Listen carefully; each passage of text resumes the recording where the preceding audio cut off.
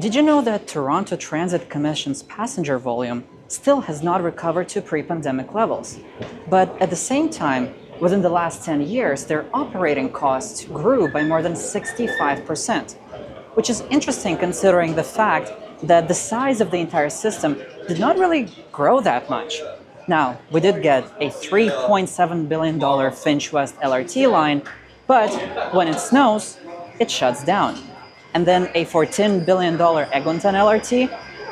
Nobody knows when that is going to open, but I tried to investigate it in my other video, so feel free to watch it later.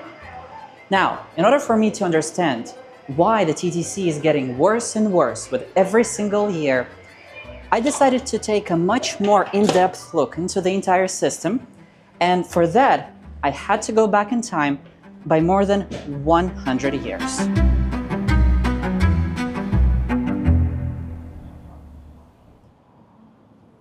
And I found myself here, still in Toronto, but in 1849. And here lived a man. His name was Henry Williams, and he used to make kitchen cabinets and caskets.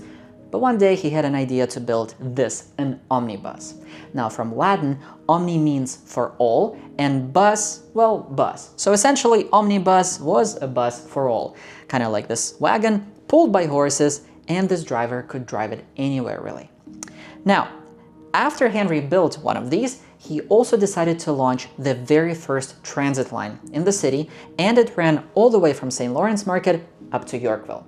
And if you wanted to ride aboard one of those omnibuses, about 6 people used to fit in, you had to pay 6 pence. And 6 pence was this British coin, because back then Canada did not even have its own currency yet, but adjusted for today's inflation, it equaled roughly 5 Canadian dollars. So this was good, but about 12 years later, a single transit line was just not enough for the growing city, even though 8 of these omnibuses were in operation. And also, horses used to struggle, because streets were just pure dirt. The city recognized that, and they said, how about to make it a little bit easier for horses to pull these wagons, we built brand new steel tracks. So we still utilize the same method, but it should be easier for horses to use kind of these steel tracks to pull these wagons. So they announced this contract, and another man won it. His name was Alexander Easton, and he named his company Toronto Street Railway, or TSR for short. And TSR's first route also ran from St. Lawrence Market up to Yorkville, just like earlier omnibuses, and then they built more steel tracks and launched their second line going west to the provincial lunatic asylum, which is today known as Center for Addiction and Mental Health. By now, though, it was year 1861 and Canada had its own currency, so a single TSR fare was 5 cents, but without any transfer privileges or discounts for kids. But even that was not quite enough to turn enough profit for the line to sustain itself, so 8 years later, TSR started falling behind on its loan payments, and it had to be sold to its creditors. And the new owners of TSR operated the line all the way to its 30-year contract expiration date in 1891, but in that time frame, they expanded Toronto's steel track system from just 10 kilometers to over 130. But by now, it was time to pass the reins of operation to somebody new, so this Canadian businessman, William Mackenzie, bought all of the TSR assets for $1.5 million, and he called this new operation Toronto Railway Company, or TRC for short. Now, the city gave a huge assignment to TRC. They asked them to electrify all of the existing transit lines in just 3 years, so going from fully horse-drawn carriages to fully electric. But astonishingly, TRC was able to meet this target, so the very first electric streetcar ran in August of 1892. It even had this kind of safety net in front because people kept running in front of it because these streetcars were moving now much faster and they were getting injured. It was not really helpful or efficient, but nonetheless, it was there. Now, this is the exact moment where some of the very first big problems within Toronto's transit system begin, because the city asked TRC for another favor. I'm currently in the area of Yonge and Eglinton, also known as North Toronto, and back in the early 1900s, this one and many other neighboring areas got annexed by the city. And Toronto asked TRC, can you please start running transit in these newly expanded areas as well? But TRC was like, nope, we're not gonna do it. It was not in their best interest because these areas were much further from downtown core profitable lines. So Toronto had no choice, but in order for them to start serving these newly annexed areas, they created their own transit system and they called it TCR, or Toronto Civic Railways. So, as you can see, it was a mess in the form of 9 different transit lines without any transfer privileges, by the way. If you wanted to go from one line to another, you had to pay a new fare. And Toronto realized that something had to be done, so they hired an American consulting firm called Jacobson Davis, and they recommended to build a subway system. And this pitch wasn't famous at all with the residents, because Torontonians thought that there was not enough money within the city to make this project a reality. So for now, the city was stuck with this disaster. Until finally, in 1921, the contract with the Toronto Railway Company finally expired, and the TTC, or Toronto Transportation Commission, was born. Now, the TTC amalgamated all of those 9 different transit lines into one huge system with a single 10-cent fare. And can you imagine that for the next 50 years, this system was self-sustaining, meaning it operated without any government subsidies. But more on that later.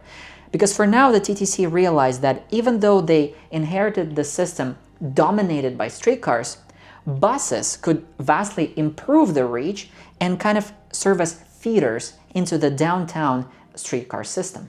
And in 1931, the TTC acquired a bunch of competing bus lines and then created its own subsidiary called Grey Coach Lines.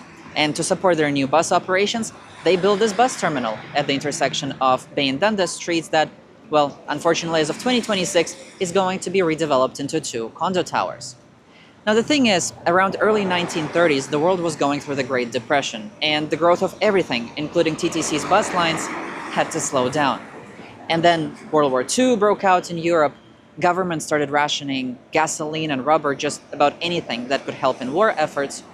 So buses were not as efficient at moving people around. But the TTC had a huge advantage, since by now it had this expensive network of electric streetcars.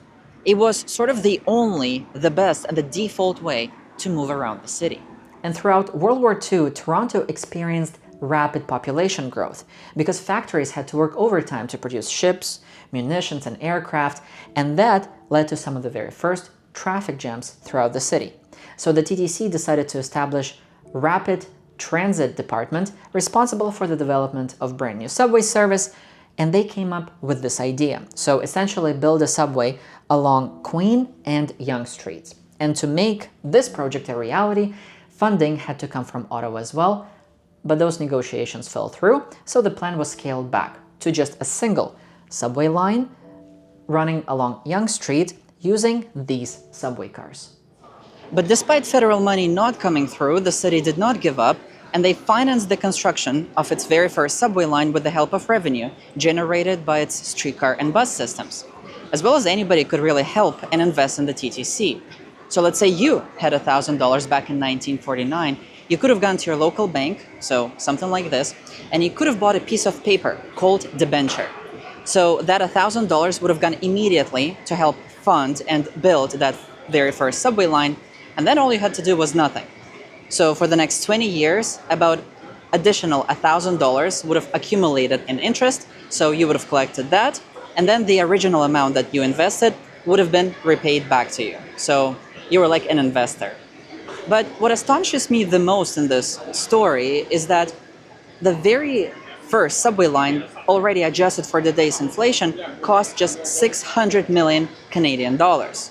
And from the very first shovel in the ground to a fully operational service, just 4.5 years passed. Now, you can't deny that building subway back then was a much simpler and faster process. And the city utilized a very disruptive method called cut and cover. That meant that they had to dig a huge hole in the middle of the street, build this concrete tunnel and then put this dirt back. Again, this method was very, very fast, but it was extremely disruptive, so it won't work today. So that's why we use TBMs in the 21st century, or tunnel boring machines, but they are infinitely more expensive and much, much slower. Now, after about 5 years of digging, the very first subway line in Toronto opened in March of 1954, and it was a huge success, moving almost 2 million people in its first week of operation. Around the same time, though, Toronto, I don't know why, but they decided to also amalgamate 13 different municipalities into one huge area called Metro Toronto, and the TTC would be the one responsible of running transit here.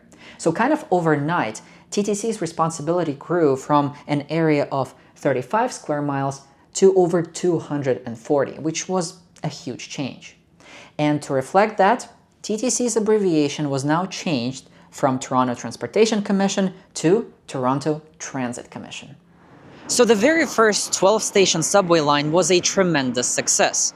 But progress in Toronto is usually slowed down by two things: money and politics. And now there were a lot of debates. What do we build next? Do we build East-West Queen subway line as it was originally proposed, or something else? Well, after a few years of deliberations, a decision was made to extend existing subway from Union to St. George, and that line will be called University, and it opened up just 9 years later, so that was super fast. Then the first stretch of Bloor-Danforth line got built, then Spadina line opened up, and finally by 1980 Bloor-Danforth was extended to its present length. So you would think that by then the city sort of was able to find its groove, and it just had to keep on building, right? Well, not really. Because if we take a look at the TTC's annual report from 1972, this is the time when the system actually started losing money, unfortunately. And Ontario started subsidizing the system to keep the TTC afloat. Basically, fare revenue was now not enough to cover higher wages and benefits, and also the costs of running hundreds of additional kilometers.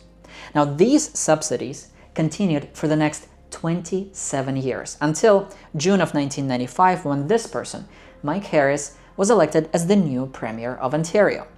And one of his biggest agenda items was called LSR, or Local Services Realignment, which was a part of his common sense revolution. I don't know how common sense it was, but his idea was basically shift provincial responsibilities over to the city, but without coming up with any new revenue-generating tools. So by 1998, provincial subsidies towards the TTC fully ended, leaving Toronto on the hook to cover all of those costs. Now, the mayor actually complained. He said that the city was responsible for services that it couldn't afford. But Mike Harris responded that the city should just stop whining. And for the next 7 years, the TTC operated without any help from Ontario, until Dalton McGuinty became the premier, and in 2004 he introduced Ontario gas tax program to help the struggling system. It worked like this. Let's say you had a Toyota Corolla back in 2004. If you wanted to fill it up fully from zero, you would have paid about $50. But 50 cents from that bill would have gone directly to help the TTC. It was definitely a good step in the right direction, but it was still not enough to get the subsidies to pre-Harris era, because gas taxes were covering about 30% of the gap versus 50% like before. So now the TTC started growing its backlog of repairs, vehicles started breaking down, and overall now they had to try to figure out how to keep up with the demand and try to fix what is already broken. Which takes me to the actual reason why you decided to click on this video in the first place, to help you explain what is happening with the TTC and why is it so bad. Well, the biggest problem and the first problem is quite simple. There's just no money.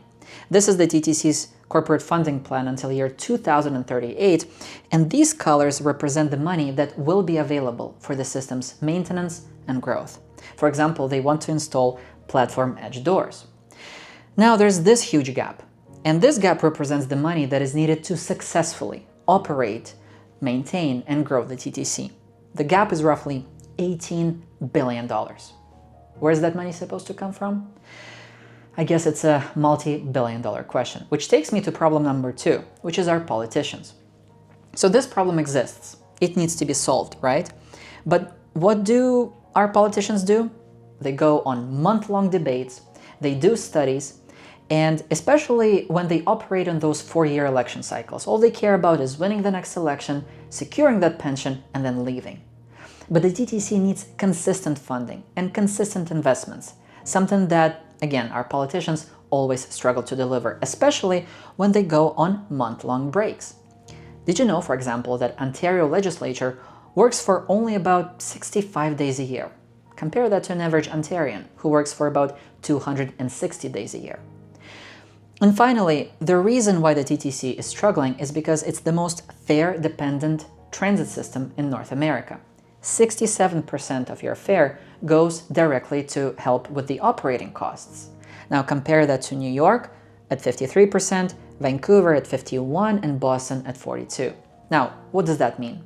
Let's say tomorrow you decide to take a bike, or drive, or walk. Your money, poof, gone, disappears from the TTC's balance sheet. And there's no alternative funding source to help fill that gap. There's just no other place for that money to come in. So what do they need to do? Well, they need to defer maintenance. They cannot fix their signal system, or they cannot fix that bus. So then that grows into complaints and so on and so on and so on. So instead of me complaining here, what can we do? What can you do to help the TTC and help make it better? Well, however painful it is sometimes, try to take the TTC a bit more often. And I'm standing here on Bathurst Street, and I can see how they are at least trying to improve their service a little bit, because this red paint, even though it's already chipping away despite the fact that it was painted just a few months ago, well, it represents this priority lane for streetcars, and hopefully their average speed is going to increase from just 8 kilometers an hour before. So next time you're going to be in this area, try one of those streetcars and maybe your journey is going to be a little bit faster. Now, I also analyzed TTC's average delay times for the past 7 years, and you know what was the #1 code for most of those delays? It was SUDP, which stands for a disorderly patron. So next time you're going to hear that, somebody's walking on the track level, or somebody activated an alarm on board the train, it's not really the TTC's fault. It's the people who are doing that. And maybe it has to do something with the fact that over the last few years, the percent of homeless people increased by an average of 77%, with an overwhelming majority of them experiencing mental health issues. And unfortunately, they end up using the TTC as their shelter, especially throughout Toronto's long winter months. And so that in turn leads to less fare-paying customers actually using the TTC, because they might be actually afraid for their lives. So next time they might just bike or even drive, because why would you take the TTC and, potentially deal with somebody who is dangerous? So, maybe politicians need to also really look into this huge affordability crisis that we have in Toronto. And when that gap starts closing, maybe it's not just the TTC, but the general quality of life for everybody in Toronto will improve. I really hope you enjoyed my video today. Feel free to subscribe, comment down below, and I'll see you next time. Bye.